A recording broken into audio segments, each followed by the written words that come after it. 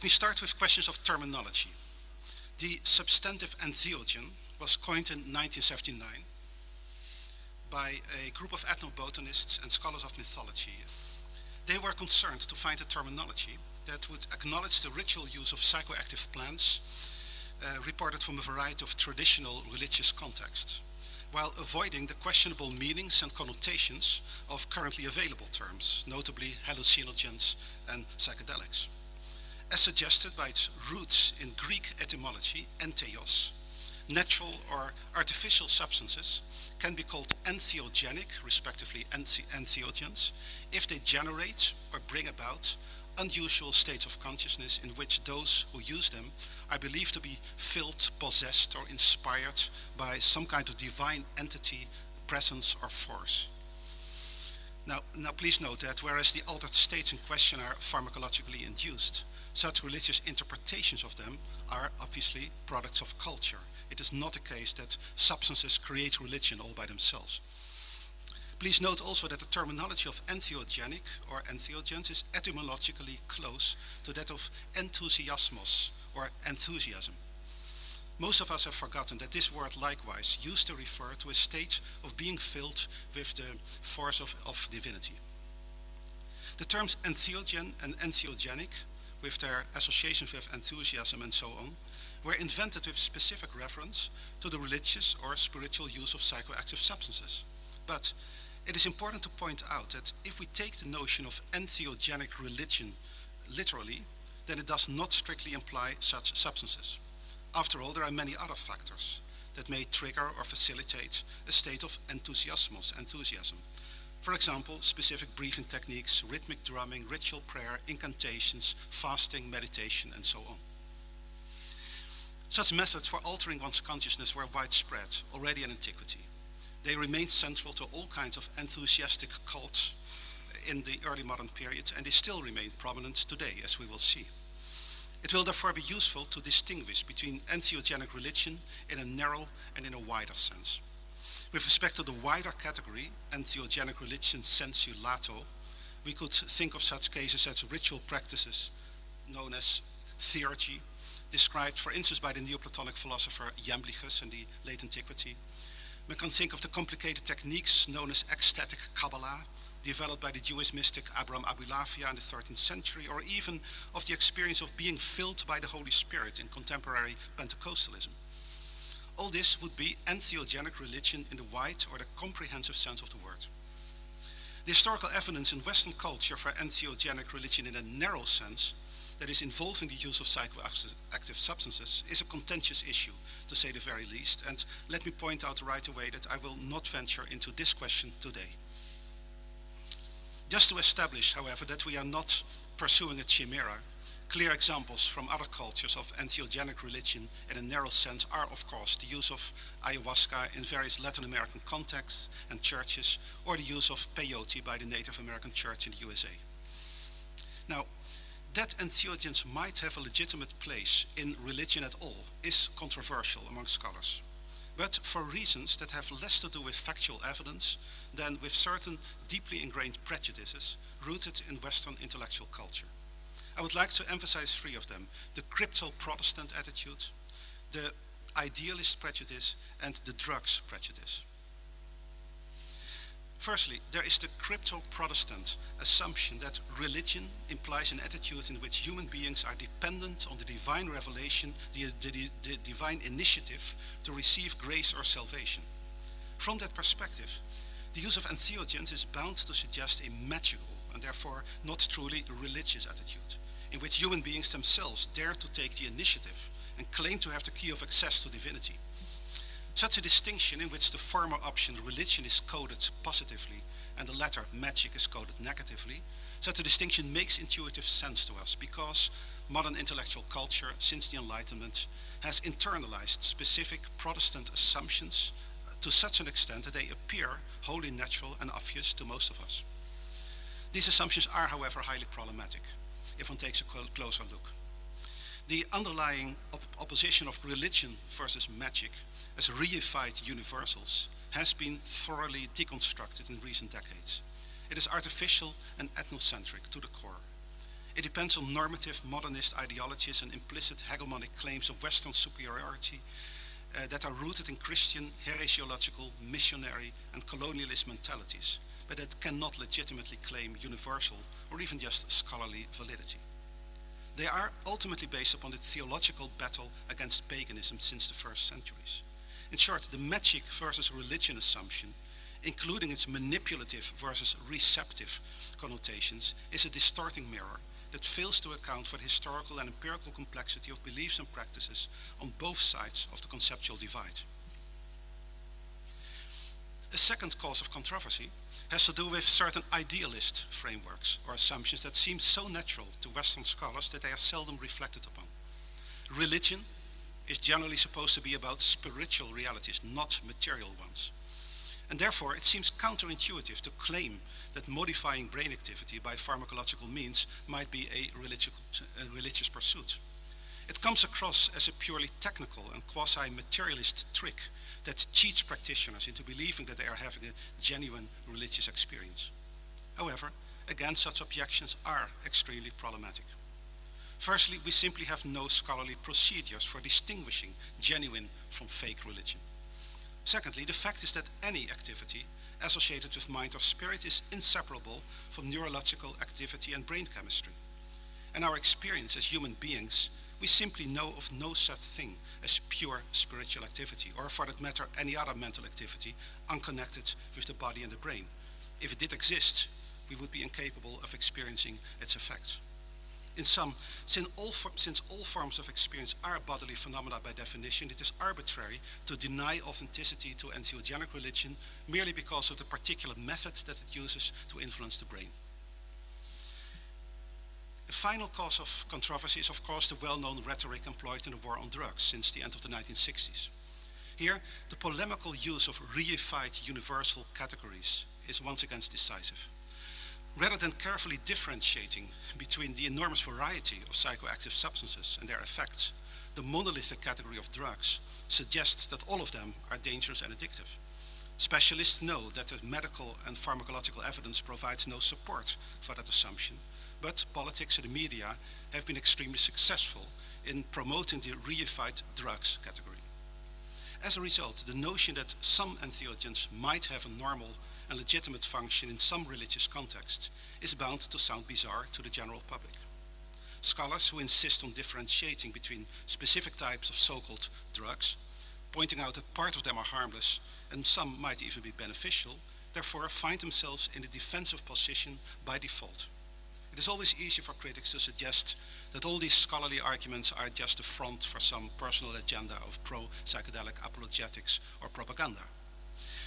For all those reasons, the very notion of entheogenic religion as a category in scholarly research finds itself at a strategic disadvantage from the outset. Let's face it, it is simply very difficult for us to look at the relevant religious beliefs and practices from an entirely neutral and non-judgmental point of view. Almost inevitably, they are perceived as pertaining to some doubtful category of otherness, associated with a strange assortment of magical, pagan, superstitious, or irrational beliefs. And as such, we tend to see them automatically as different from genuine or serious forms of religion. The drugs category further causes them to be associated with hedonistic, manipulative, irresponsible, or downright criminal attitudes, so that claims of religious legitimacy are weakened even further. In this lecture, I will nevertheless make an attempt at treating entheogenic religion as just another form of contemporary religion that requires our serious attention. A first reason for doing so is strictly empirical. If it is true that entheogenic religion happens to exist as a significant development in post-World War II religion and in contemporary society, and I think that the evidence for this is irrefutable, then it is simply the business of scholars to investigate it. The second reason is more theoretical in nature.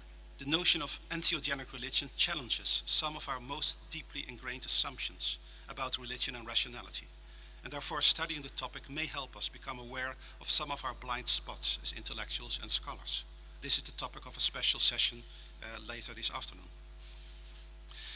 There is something peculiar about the role of entheogens in contemporary alternative religion or spirituality, and I can best illustrate this by quoting from my own book, New Age Religion and Western Culture, Esotericism in the Mirror of Secular Thought, published in 1996. I wrote the following lines there. One of the most characteristic elements of the counterculture was the widespread use of psychedelic drugs. It has often been noted that most of the new religious movements which enjoyed their heyday in the wake of the counterculture, late 1960s, early 1970s, strongly discouraged or flatly forbade the use of drugs. Instead, they emphasized meditation and other spiritual techniques as alternative means of expanding consciousness. The same approach has become typical for the New Age movement of the 1980s, which no longer encourages the use of psychedelic drugs as part of its religious practices. End of quote. Now, I wrote these lines more than 17 years ago, and today I must confess that I find them rather naive. In my book, I analyze the beliefs and ideas of the New Age on the basis of a representative sample of primary sources, and I found almost no evidence for the relevance of psychedelics.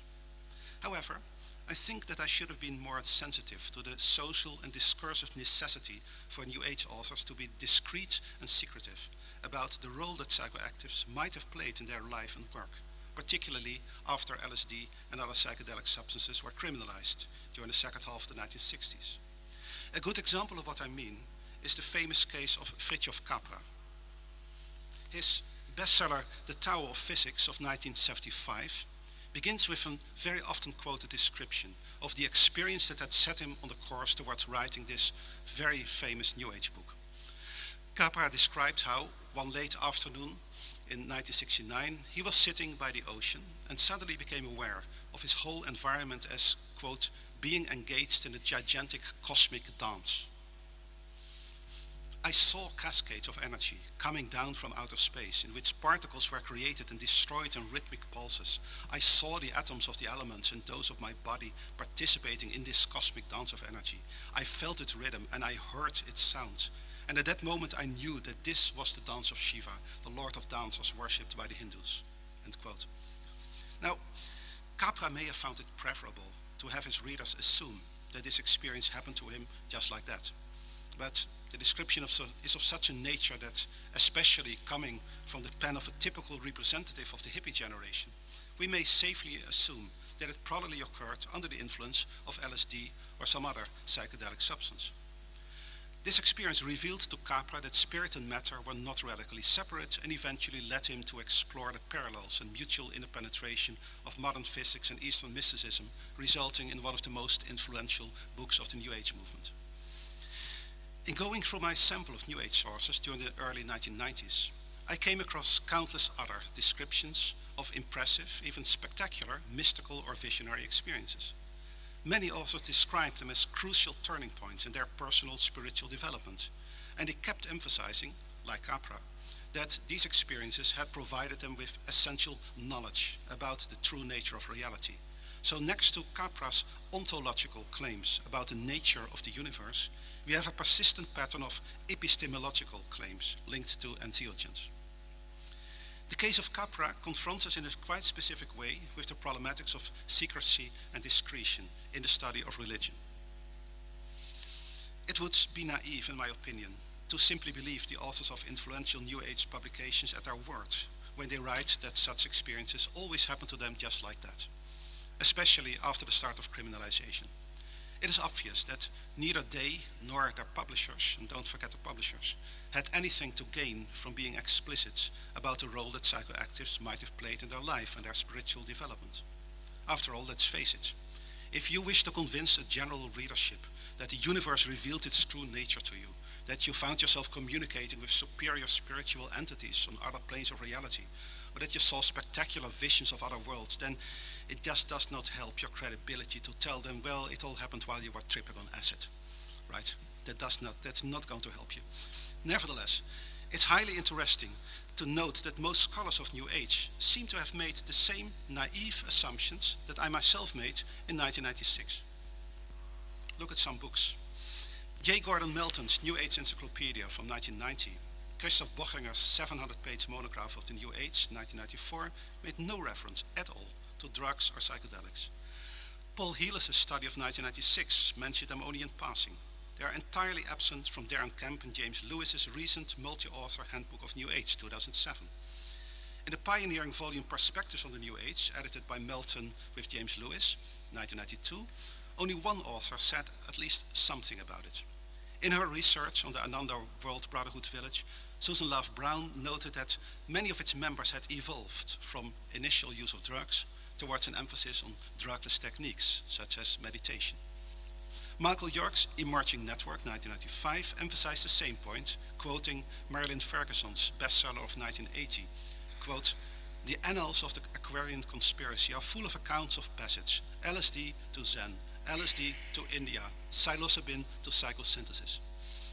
Evincing a similar pattern, a monograph by Sarah Pike and an overview for the general public by Neville Drury, both of 2004, refer to psychedelics only in discussing the 1960s counterculture, implying that it ceased to be a factor after that period. Now, that a widespread shift from drugs to meditation occurred during the 1970s is not in any doubt. And it is easy to understand that for organized groups, spiritual communities, new religious movements, it became a practical necessity to regulate or prohibit drug use among its membership. But this should not make us overlook the other side of the coin. Putting an emphasis on how they had moved from hedonistic drug use to more respectable and safe alternatives was simply quite convenient for erstwhile counterculturalists. They were losing popular credit due to the excesses of the psychedelic era and the criminalization of psychoactives. And so it was in their best interest to emphasize the pursuit of spirituality as a healthy and socially responsible way of life rather than advertise the use of drugs. As a result, it is often impossible to determine with any degree of certainty how many of the spectacular and life-changing experiences highlighted by New Age authors in countless popular books, how many of them were in fact linked to clandestine experimentation with psychoactives, and how many of them somehow occurred spontaneously or resulted from specific drugless techniques, or were grounded in psychiatric disorders, or were simply invented or exaggerated. I certainly do not mean to suggest that entheogens were the great key factor behind all these experiences. Far from it. But in a society where psychoactives were the talk of the town and widely available, it simply stretches credulity to assume that the entire 1960s generation that created foundations of New Age religion would suddenly have become so obedient to authority as to have stopped using them. It's more reasonable, I think, to assume that while many replaced drugs by meditation and so on, others continued using psychoactives to some extent, but just stopped talking about it. In short, my suggestion is that we need to rewrite some parts of the history of alternative esoteric spirituality from this perspective, that we should recognize that entheogens and other psychoactives are probably a more significant factor in contemporary religion than is usually recognized. After the sensational and exhibitionistic public phase of the 1960s, the use of psychedelics in a spiritual context seems to have evolved after 1970 into a private and discreet individualistic practice, but one that may nevertheless have been an important factor because of the types of radical religious experience and visions that it facilitated. The obvious difficulties of finding hard data under such conditions are not a sufficient reason to ignore this dimension of New Age, for at least two reasons. First, simply by being more attentive to it, evidence relevant to entheogenic esotericism may be noted and recognized that would otherwise be overlooked. Authors and practitioners do make references to it, but often just in passing and by means of coded language, for example, power plants, psychotechnologies rather than drugs or psychedelics. Second, even in cases where we find no strict empirical proof of entheogenic esotericism, it may still be the most plausible explanation in specific cases, such as those discussed above. The assumption that spectacular experiences, as reported by Fritjof Capra and others, always happened just like that, is not inherently more convincing than the hypothesis that they may have been induced by the use of substances that are known from clinical research to have exactly these kinds of effects. Now, the only scholar who has given systematic attention to the role of entheogens in what he calls contemporary occulture is the English sociologist Christopher Partridge. In a very well-documented overview, he distinguished between three phases in a modern spiritual psychedelic revolution, as he calls it. From Albert Hofmann's discovery of LSD in the 1938 to the end of the 1950s, with Aldous Huxley as a central figure, the psychedelic era from the 1960s to 1976 with Timothy Leary at the center, and thirdly, the development of rave culture since the mid-1980s. Partridge's book was published in 2005, and he also sketched the emergence of what looked like a fourth phase, dominated by cyberculture. Such a periodization makes perfect sense, but for my present concerns, I will be emphasizing an element of continuity from the 1960s to the present, with roots in the 1950s, by focusing on a specific current or subculture that is usually discussed in terms of neo-shamanism. It is in this context that we find the clearest examples of what I propose to call entheogenic esotericism. In the case of neo-shamanism, again, we are faced, once again, with strange blank spots in the scholarly literature. From many of the best-known studies, one would get the impression that neo-shamanism emerged essentially from Michael Harner's non-psychedelic core shamanism during the 1970s, and that neo-shamanism is mostly concerned with modern reappropriations of Siberian or Native American traditions. It is quite amazing to see that in some of the most solid studies of neo-shamanism, essential founding fathers such as Michael Harner and Carlos Castaneda are discussed without even the slightest reference to the central role of entheogens in their work of the 1960s. Again, similar to the case of New Age, the entheogenic dimension is simply ignored or written out of the history of neo-shamanism by many of the most central authors. Against such misleading interpretations, it seems clear to me that from an historical point of view, neo-shamanism should be defined as a form of modern entheogenic religion. It was born from experimentation with natural psychoactives. It appears to have branched off into two directions after the start of Prohibition around 1970. Since then, we have on the one hand a safe, legal, and therefore publicly visible ritual and psychotherapeutic practice, entheogenic in the wider sense, next to a clandestine underground culture that continued to work with psychoactives, neo-shamanism in the narrower sense. The entheogenic neo-shamanism in the narrower sense. The main outlines of the pre-prohibition periods are reasonably clear. Here comes a short historical overview. The most crucial pioneer was the investment banker R. Gordon Wasson, who developed a fascination with the cultural significance of mushrooms since 1927. It must be noted that originally, this product had nothing to do with what we now call magic mushrooms. But in the summer of 1955, Wasson participated in mushroom ceremonies with a Mexican Mazatec shamaness, Maria Sabina. 2 years later, in 1957, a lavishly illustrated account of these sessions in Life magazine made Wasson and Sabina into instant celebrities. The article in question, Seeking the Magic Mushroom, inspired Timothy Leary to follow in Wasson's footsteps and travel to Mexico, where he set up the Harvard psilocybin project. And eventually, in the later 1960s, Maria Sabina's residence in Mexico would be overrun by hippie tourists, with some tragical effects on the culture and the personal life of the shamaness herself. A parallel and conversion development emerged from William Burroughs' participation in ayahuasca ceremonies in the Amazon forest in 1953, and similar explorations by his friend, the great American poet Allen Ginsberg, in 1960, resulting in a classic of the psychedelic counterculture known as the Yagi Letters of 1963.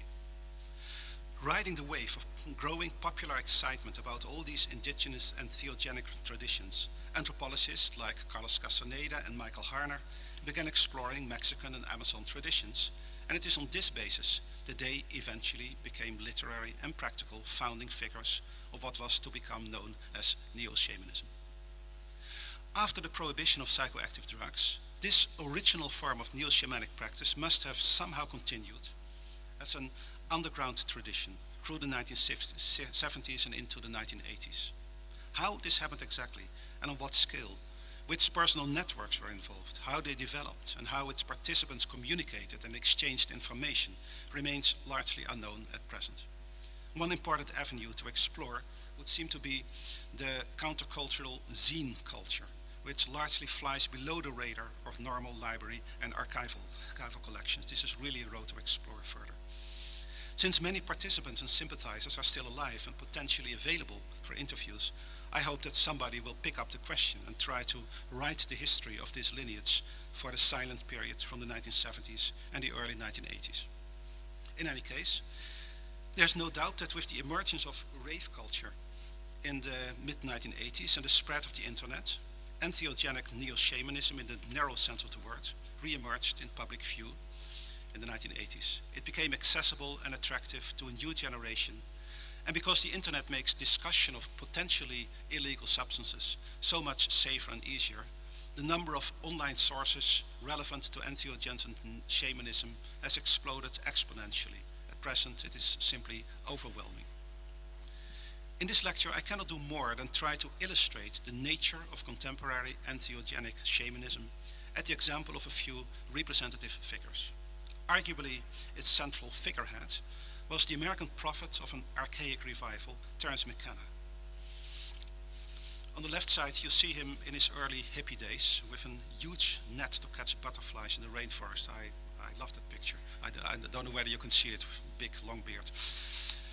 In a recent article, and for those of you who are interested, you have the reference here, I have described how Terence McKenna's intense entheogenic experiences in the Colombian Amazon forest in 1971, together with his brother Dennis and some friends, inspired him to develop a radical spiritual worldview that stands at the very origin of contemporary millenarian fascination with the year 2012, because as you all know, at the end of this year, 21st of December, the world is going to end. Well, I cannot go into that topic here today, but I explain in this article that the widespread belief in a great world-changing event that's expected to happen in a few months' time, 21st of this year, has very little to do with the Mayan calendar, against popular assumptions, but everything with the McKenna brothers and their entheogenic experiments in 1971. As an historian of religion, I see McKenna as a major figure in post-war esoteric religion, but so far he is very seldom mentioned as such in the scholarly literature. In any case, there's no doubt that several of his books, published in the early 1990s, have become classics of the new underground scene of entheogenic shamanism. And McKenna himself has attained an iconic status as a public intellectual in that context. Not least due to a series of audio and video recordings of his lectures that are now easily accessible online. His charismatic status rests upon the unique combination of a sharp intellect, a high level of erudition, a delightful self-relativizing sense of humor, and excellent communication skills. His books are extremely well written, and his unmistakable nasal voice and hypnotic style of delivery has even been sampled in trance music recordings online. All of this in the service of expounding what is most certainly one of the weirdest esoteric worldviews that any of you or I or anyone else will ever come across anywhere. It's really, really very extreme. McKenna's mature work is a 1990s upgrade of the radical countercultural ideals of the 1960s and appeals to a new generation that sympathizes with the hippie culture of that period, but that does not share its anti-technological bias. At the heart of this cultic milieu, we find a profound sense of cultural crisis. Western society, built upon the life-denying and totalitarian dogmatisms of traditional Christianity and materialist science, is seen as spiritually bankrupt and heading for military and ecological disaster. In a deliberate utopian search for how humanity might find a way back to the garden, as he puts it, McKenna is referring first of all to indigenous cultures that are still in touch with nature and with their archaic roots of humanity.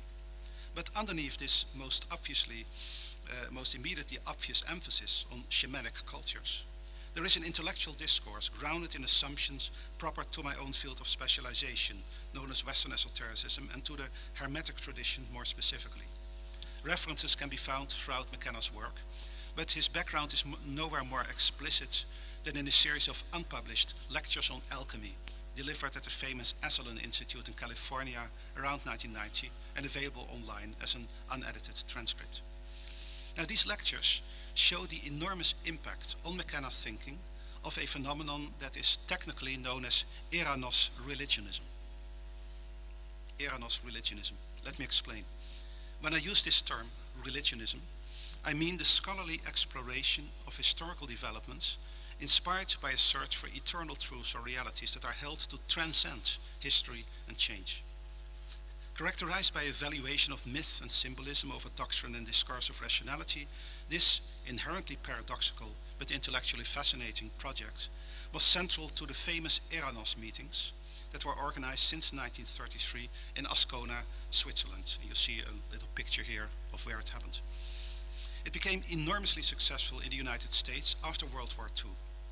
Many of the central scholars of religion and mythology who were associated with the Eranos meetings, notably Carl Gustav Jung, Mircea Eliade, Gershom Scholem, D.T. Suzuki, James Hillman and Joseph Campbell, achieved an iconic status in the American popular counterculture, and their ideas have become essential to post-war and contemporary understandings of esoteric spirituality. So these professors that you see here sitting there in their grey suits are really at the origin of much that is going on in contemporary spirituality today. People don't realize this, but this is where a lot of our commonly shared esoteric popular beliefs come from. As a typical baby boomer, Terence McKenna was of course a child of his time, and his understanding of alchemy, hermetism and other esoteric traditions turned out to be a typical example of Eranos religionism, with Carl Gustav Jung and Mircea Eliade here at the left as central figures. From this perspective, he in Esselen was making a valiant effort to introduce his audience to a classic study of Renaissance Hermeticism by Francis Yates, you see it here, her ideas about the Rosicrucian Enlightenment, and even a wider collection of original Hermetic and alchemical texts, next to some of his favorite philosophers, Plato, Plotinus, Bruno, Bergson, and Whitehead. In short, McKenna was giving his audience a crash course in the main currents of early modern esotericism, and presented it as the epitome of traditional enchanted worldview, radically different from the wasteland of modernity and contemporary society. Interestingly, as far as McKenna was concerned, the modern occultist currents since the 19th century were of very little interest, since they had already been infected by modernizing and secularizing trends. McKenna was pointing his audience towards pre-Enlightenment Hermetic philosophy, flourishing, as he emphasized, first in late antiquity and then in the Renaissance, both periods of crisis similar to our own, he emphasized. It is here that he found models of a magical and enchanted revival that was still in touch with the symbolic and mythopoeic thinking in analogies and correspondences proper to archaic cultures. Authors like McKenna perceived the Renaissance Hermeticism as a tradition dominated by magic, personal religious experience, and the powers of the imagination. It promoted a world-affirming mysticism, consonant with an enchanted and holistic science that looked at nature as a living, organic whole, permeated by invisible forces and energies. And it reflected a confident, optimistic, forward-looking perspective that emphasized humanity's potential to operate in the world and create a better, more harmonious and more beautiful society in the future. To all this, McKenna now added a direct avenue towards the attainment of gnosis, that is to say, direct spiritual experience, the use of entheogenic substances. Few participants in the contemporary subculture of entheogenic Neo Shamanism are as well read in alchemical and hermetic literature as McKenna was, but they do share his basic worldview. At this point I need to get into a somewhat technical but very important explanation, so please bear with me. In my recent book, Esotericism in the Academy, I've argued that the various currents and ideas that may be constructed as Western esotericism have ultimately emerged from the encounter in Western culture between biblical monotheism and Hellenistic paganism. First, they share a rejection of the classic theological doctrine of creatio ex nihilo, creation out of nothing. Instead, they all emphasize that the world is co-eternal with God. This basic principle may lead to an extreme Gnostic dualism or to radical pantheism, but most commonly it has taken the shape of a panentheism or cosmotheism, in which the divine is believed to be present throughout the visible world of creation without being strictly identical with it. From this first principle, there emerged a second one, the belief that as human beings, we are able to attain direct experiential knowledge, gnosis, of our own divine nature. We are not dependent on God's decision to reveal himself to us, as in classic monotheism, where the creature is dependent on the creator's initiative. Nor is our capacity for knowledge limited to the bodily senses and natural reason, as in science and rational philosophy. In contrast to both options, it is held that the very nature of our souls allows us direct access to the supreme eternal substance of being. Such direct experiential knowledge or gnosis has always been believed to be attainable through ecstatic states of mind, known as enthusiasm, and this point was emphasized already during the early modern period. Now, seen from this perspective, contemporary neo-shamanism, as represented by a central author like McKenna, is a typical form of entheogenic esotericism in both the broader and the narrower sense of the word, going back to antiquity. McKenna's archaic revival referred very explicitly to the hope for a revival of cosmotheism against the worldviews of classic monotheism and rationalist science, and of course he highlighted entheogenic substances as providing a direct doorway to gnosis. My point is that this makes him into a typical representative of the most basic worldviews of Western esotericism as regards both the ontological and the epistemological dimension. McKenna died of brain cancer in 2000, but he remains alive on the internet. His most prominent successor in recent years is another American, Daniel Pinchbeck, who has inherited a somewhat similar neo-shamanic worldview, including a millenarian focus, again, on 2012. They represent two different generations, but have much in common. McKenna often contrasted his mature worldview against the intellectual despair of post-war existentialism that was dominant during his childhood. He said, "I grew up reading those people, the existentialists, and it made my adolescence much harder than it needed to be. I mean, my God, there wasn't a iota of hope to be found anywhere. That's why for me psychedelics broke over that intellectual world like a tidal wave of revelation. I quoted to you last night Jean-Paul Sartre's statement that nature is mute. Now I see this as an obscenity almost, an intellectual crime against reason and intuition. It's the absolute antithesis of the logos." Pinchbeck, for his part, actually converted from existentialist despair to entheogenic esotericism. The typical case of a jaded Manhattan journalist, as he says himself, he had fallen into a deep spiritual crisis. He experimented with psychedelics, but without much success, until he made the radical step of traveling to the American country Gabon to participate in a healing ritual with the Bwiti people, who used the famous psychoactive substance known as iboga. This was the beginning of what he describes in the fascinating conversion narrative of his book Breaking Open the Head of 2002 as an initiation into shamanism that cured him of existential ennui and despair, precisely like McKenna. Pinchbeck is now a central figure in a new movement that has been referred to by various terms, including cyber-spirituality, techno-shamanism, or New Age. And a decade after 9/11, and looking forward to 2012, the high-tech hippie utopianism of this New Age movement has taken on progressively darker and apocalyptic shades. In its stronger versions nowadays, it has taken the shape of a modern form of dualistic Gnosticism. Global capitalist consumer society is perceived from this perspective as a huge impersonal demonic system of dominance and control, with politicians and the media hypnotizing the population into tacit submission and enslavement to the matrix. In that context, Native American cultures and their shamanic spirituality are seen as preservers of a traditional wisdom that Western society has tragically lost. They belong to the forces of light, set against the demonic powers of darkness that seek to enslave and dominate the planet.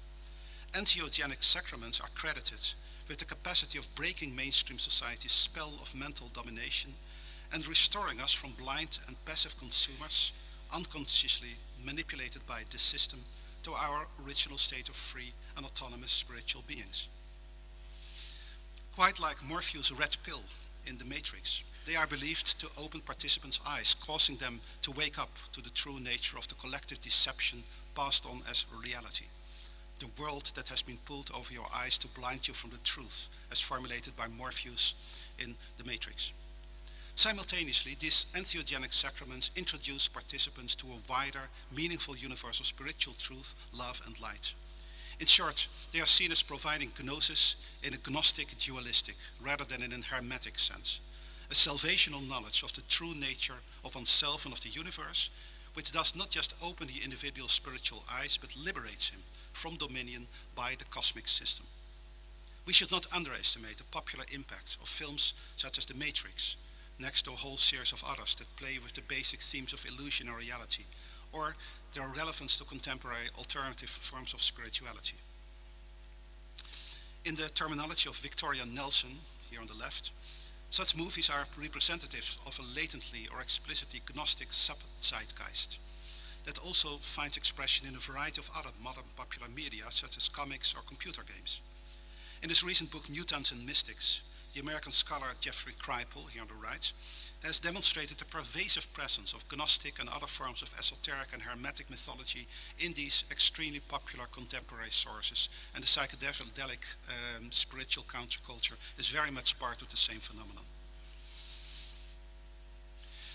It is of course impossible to predict how the contemporary manifestations of entheogenic esotericism will develop in the future.